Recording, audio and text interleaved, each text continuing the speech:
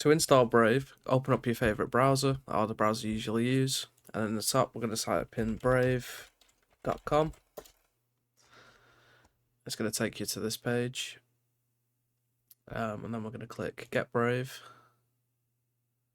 and then it's going to start downloading in the top right. And there'll be a pop-up if you just press yes on that.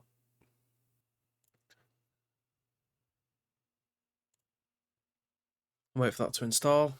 As you can see, it's similar to Google Chrome in the way it installs.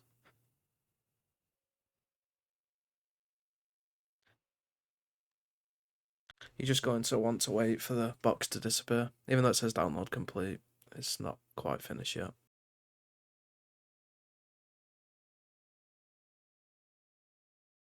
And then once that box disappeared, you'll be shown this screen where you can set Brave as your default browser. I'm just going to skip that for now, but if you want to make it your default browser, just click that option there and click skip.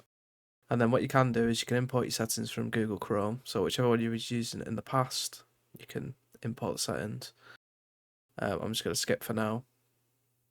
And then I'm just going to put maybe later for that option. I'm going to uncheck these because I don't want to send any data. Click finish, and then here's the Brave homepage. As you can see here, you can import bookmarks from Chrome, for example, and that's pretty much it for the install. So Brave is a browser designed to be fast and private right out of the box.